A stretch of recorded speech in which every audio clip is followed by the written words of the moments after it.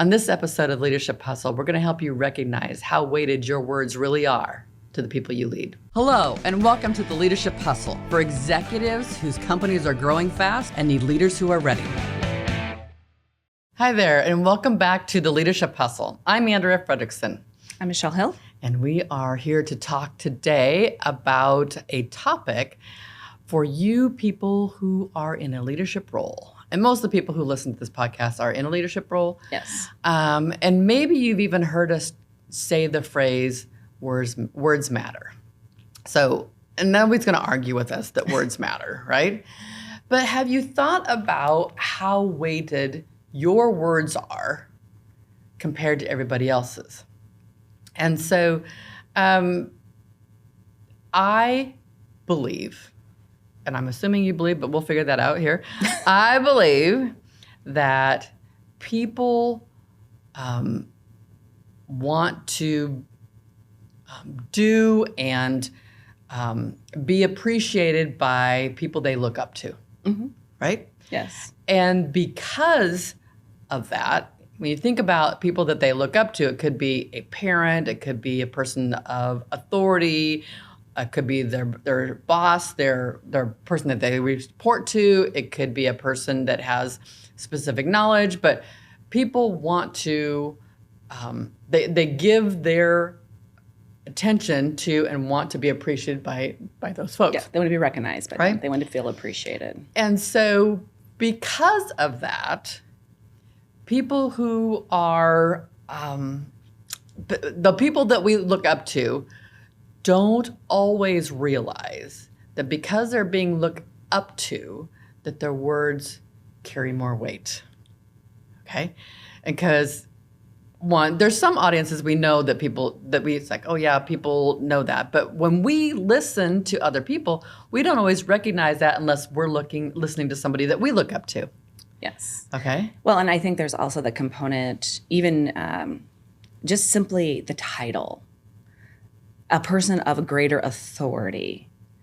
Those words are, I mean, everyone might not view you as a leader. I mean, which is my difference, right? Right. But you still have greater authority. You can impact their future, their growth, their ability to be promoted within an organization and be heard and recognized. And because of that, there's so much there, right? Mm-hmm. Your words really matter. Yes. So yesterday I was working with a group of first and second line level managers in an organization. And the president of the company happened to sit in on part of the conversation because it was kind of a thank you for a few different things. But so he sat in on the conversation, and then he asked a question, and he thought everybody would raise their hand, and they're just like, am I supposed to raise my hand? What if I don't? What if he calls on me? I mean, you could see the fear. And there was a few people later on that said, who is he? They didn't even know who he was, right? So there's some people that knew he was the president of the company, and there were other people who was like, I didn't know who he was. And so they were just, it was so quiet. And you could see he was getting frustrated because people weren't responding the way that he was, because he would come out really bold, and he came out and said, here's what's going on. And he was like, oh, we need to slow down. We need to introduce ourselves. We need to talk about, hey, I'm really curious, and just be a little bit more folksy in the conversation. Yes. Because people needed to be comfortable because they looked up to him if they knew him, right? Yes. And or he just had greater authority, as like a lot of authority. He had a lot of authority for the company, right? So what are some of the things that we leaders think we can do but probably shouldn't do because it lands wrong, right? That, some of the things that just because we're part of the group, we know we have a title, but I'm just part of the group. Yeah, and I think where there's even a bigger struggle is if you've been promoted within the organization and continue, right? Because at one point you were peers with some of the people in this room, and now you're now their boss, or you're their boss's boss. I mean, how that's elevated. And a couple that really stand out to me is when well, it can be so many different situations. I'm not even going to use a situation. It's just giving your opinion. If you give an opinion and you really don't care and you're not trying to change direction, but you just want to contribute, you want to feel part of the team or whatever that is, and so you give your opinion. Like, I'm not in love with that color scheme. But you don't want to change it. You're just not, it's fine. It's fine. It's fine. It's fine. Right. It's fine. It works. It's just an opinion. People will interpret that and take action. Yes, they will act on, we got to get a different color scheme. We got to do this differently, or right. And some will do it even without, like, say there's a layer missing, like between the employee and that leader who gave their opinion, and that middle manager is missing, and all of a sudden that middle manager sees their employee off doing something different. It's like, well, why? What changed here, right? And they're like, oh, so and so didn't. They thought we should. They really didn't like it, so we're looking for a different one yet. Was that we were supposed to? Was that a decision made? What happened here? The interpretation, of an opinion, right? It's like, maybe we should. It's like, was that a decision? Yeah. Or was that a maybe. Thought? Right? Because people interpret maybe as we are. Mm-hmm. And so, I mean, I've been in those situations where I've said those things, in years of my career. And the next thing I know, I'm like, wait a second. We were just thinking. Yeah, we were in the thinking stage. Right, we were in the brainstorming. No decisions made. And sometimes if you want to share your opinion, that's fine. But create very good clarity that this is just ideas. And we're not making decisions. We're staying on track with what's going on. People started to learn. It's like, is this a decision or are we thinking? And they just start asking the question. I'm like, good question, right? Yes. And so, no matter how big or small the company is. It's just it's opinion. It's an opinion. Right? Yes. And so... And I would say and this is going to happen more often when, again, we have, if you're an individual who's grown up in your organization and been promoted and been there for many years, at one time at earlier stages, you were, maybe venting with someone or making a comment or saying something, or just you're frustrated. So our emotions impact our decisions, which those are our actions, how we're going to act, right? And you shared a little bit of how you felt about whatever, right? Whether it was a peer. I just did it last week and I shouldn't have. A peer or an employee or in all different levels. You can't vent. You can't share those opinions because couple things is you're sending all these messages to this other person that could be very confusing, very misleading, but it also damages the lens at times of that person, how they view the other person. Right. So you can actually create some friction between two areas because you've said something to this person about this person, and now that now they see that, and now they are upset or don't appreciate it or whatever. Right? It's. Because they can't unhear it. No, they can't. And it's because it's weighted because you said it. Yes. Now it must be, and now it must be true when it's, again, probably just an opinion that your emotions maybe made it bigger than it really was even. It was a 1% time it happens and the other 99% didn't. See, damage control on that. Then it ripples out because then who are they going to say something to? Right. It can just, yes. That's a big one. So leaders, we're human. Yes.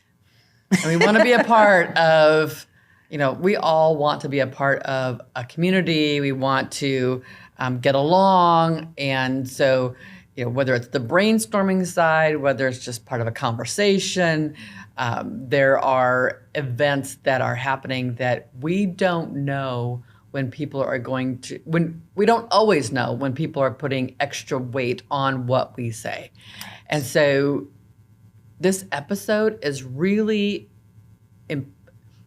trying to help us recognize we need to be more intentional about how we're communicating, what we're communicating, with whom we're communicating, because the weight of our title is going to outweigh other people's information, and it may not be fair. Correct. Right? Yes. Well, and kind of just clarifying too with the venting isn't necessarily always gossip either. It may be whether it's president, vice president, someone at a higher level makes a comment in a meeting that I really don't like how this department's doing this. okay, that's going to get back to that department That is that going you to said get it. back. Yep. And it's like, is that what you want? Or if you don't like what they're doing, why are we telling the room full of people? Why are we not going and talking to them or the appropriate channels? Yes, right. So in the scenarios where you recognized that you said something that had a negative ripple effect, what advice do you give that leader? own it. They need to own it and apologize. I mean, it all depends on what it is, right? Is it something that they're in a situation and it's like, oh, I have a feeling that maybe I've upset this other department, this other group because of a comment I made in a meeting, in which clearly created some misunderstanding. Okay, you got to own that and go apologize. Say, I said it. It probably didn't. I didn't explain what I was talking about. I made it too general, and I probably shouldn't have even said it. But we probably still need to talk about it, though, too. Right. So I guess it part of it is if it happens and you recognize it, and depending on what it is, there's a great possibility that trust has been damaged. We've taken away some trust, right? So having the conversation, apologizing. But then the other is recognize. We have to, and it's hard to catch ourselves, depending on, especially, depending on what it is. It can be hard to catch ourselves. And don't allow yourself to justify it when you do it. Because I hear that as well. Oh, well, I used to be a part of this group and this is kind of having fun. No, that's not okay still. Still not okay. It's still not okay. And but it's finding ways that you can catch yourself. Or have a trusted person that is willing to say, hey, by the way, I don't think this landed the way you wanted it to. Yeah, this could have been misunderstood. Right. I also recommend that when you own something, go to the person or the group personally, apologize, don't justify it. Oh, yes, please. Apologize. I will do better kind of conversation. Now, Yes. if there are more parts of that conversation you need to have, that also needs to be in person. Correct. And people will say, yeah, buts. It's going to be work. It's going to take you time. You will have to do that. This is not about being easy. This is about doing the right thing. Yes. And so I agreed. I believe you need to own it. If you recognize it, do something. If somebody brings it to your attention, do something about it. Because if one person thought it, there's probably more than one person 100%. that thought about it. Yes. And I agree 100%. One of the things I recommend is finding, if you recognize, like, gosh, I might do that every so often. Well, it's obviously just, it's unconscious. Your intentions probably are not bad, but we have to figure out when we're doing it. What's that trigger and when we're doing it? So it helps to get a couple people, you probably need more than one, but who are around you most often, right? That you can have a conversation with them and say, you know what, I'm kind of picking up or I'm kind of discovering this about myself, but I'm not for sure when I'm always doing it. Can you catch me? Can you call me out? Can you even redirect me or interrupt me if I'm doing it in a meeting? Like you have some conversation about that, but that is going to help you. It's going to help you change that habit a lot faster. Right. I also would advise people that if you are for sure in some kind of an authority role, okay, whether you're good at leading or not, whether you're a good manager or not, but you're in a position where you have authority over someone else or they have given you authority, recognize that they're going to listen to you through that lens. And so set up your conversations more intentionally when you say, this is just brainstorming. Yes. I'm not making the decision. Let's just think out loud with this. Or this is an idea that, just because you have an idea doesn't mean you need to say it. So being intentional about when is it appropriate just to keep your mouth shut? Yeah. Oh, that's a big one. Yeah. If you've delegated out of a project and you've given them some boundaries, they've done hard work and they bring it back and you have an idea that would totally flip it upside down. Yeah. Do you need to say anything? Because it's a little late now. Well, if it's really going to change the trajectory and the goal wasn't clear and you were part of not being clear about it, own that. Yes. You know what? I noticed that I did not do this. We need to take a look at X and regroup and put some things together and apologize for missing a step. Yes. But you have put together a lot of work. You have made put forth a lot of effort. I messed this up, and I realize that you're going to pay the consequences for it. So let's do the right thing. Are you in with me? Yes. Right? And just go that direction. Right? And do. But it is that whole, again, it's like, is it going to matter? Only if it's going to matter. Yeah. Because sometimes it's just a preference, right? Right. That, I mean, preference over, priority of what the goal is. Yeah. But yes, I agree with you that if it's a preference, let it go. If it's not a preference, but it's going to have a bigger impact that we did not clearly articulate or think about from the beginning, let's be clear about that. I think there's one other big area that the weight of our words makes a huge impact, and there's two sides of this. Mm-hmm. This is when you've said something that hurts a person because you said something kind of backwards. Like, oh, that was a really good idea, but I would have done it different. I'm like, that's a really good idea. Stop. Period. End of it, right? Well, if you have the word but in there, just stop. Right, exactly. As soon as you say but. There's no but zone. We talk about that, right? No but zone. Equally as important is acknowledging people's work and effort and them as a human. Yes. That both of those things are really important, but people put more weight on the negative than they do the positive. Mm-hmm. So for as long as I can remember in my management years, it's been, you have to put like 10 deposits in, like 10 positive things for every one negative. And that's really just the sign that says that one negative is going to be outweighed by it's going to outweigh several positives. Yes. Several. That's the idea. Whether it's 10 or 15 or 5, I don't know. But the point is, we have to make sure that we are complimenting people so that in the event we mess up and we say something that is hurtful, unintended or not, that we have the right to correct somebody, that we have the right to have that conversation because we've built up that trust. We've built up that equity. Correct. And Brene Brown covers that really well. It's a marble jar she talks about. And every little positive thing we do is building marbles. And then we have oopsies or butts, whatever you want to call it. And we take out of that jar. So we have to be constantly building it, which I think that also kind of piggybacking off of the praise is when we are publicly praising or letting people know this is a good thing, we're telling them and others that that's where our focus should be, that this is the right thing, right? Mm-hmm. And so it's rewarding those right behaviors. So people will say, they don't need positive feedback. I don't need positive feedback.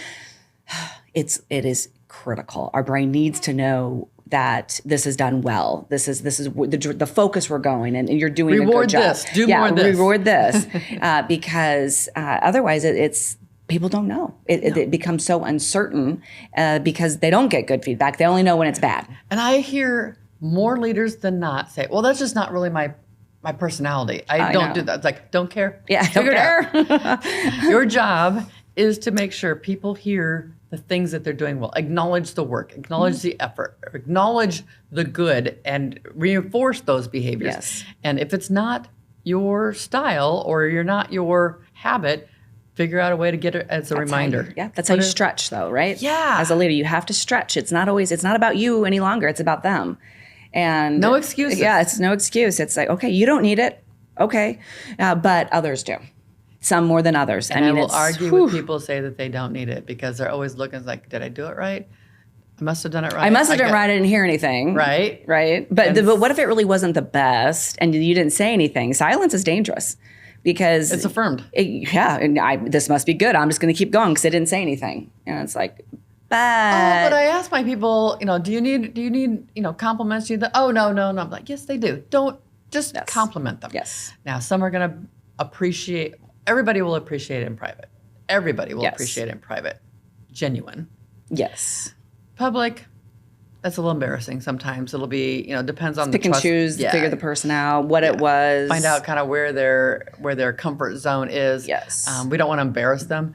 But I do like the approach of if someone's done something really well, just saying, you know what, hey, Jim, you killed it on this. Can you tell the group how that happened? Yes. Where you engage them, where they're actually the one talking and getting to tell their story. Can you tell us that story? Can you tell us that? Because the leader said something about this. That person's now, their conversation is now more weighted because it was leveraged by the person who they admire or they was in charge. Yeah. And they get to feel good sharing their stories. Yes. People love to share their stories. Yeah.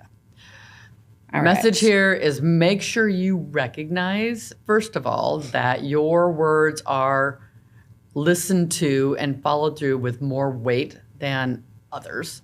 And whether that's a compliment, an acknowledgement, a criticism, it's going to be, I mean, we can all think of people that, have been in authority that said something negative, and you can still tell the day, what you were wearing, maybe what was going on that day, because it had such an impact because of the authority that you gave them or that they had. So first of all, recognize it. To know and be more intentional about how you are communicating. And if you can find somebody that will give you some feedback on some of your blind spots or give you some coaching on a particular area where you struggle, we recommend that as well. So this episode is for that person that is maybe just taking their leadership up another level. Like, oh yeah, and that leadership role, I have to pay attention to that. Yes. Thanks for joining us on this episode of The Leadership Hustle. And don't forget to subscribe so you never miss another episode.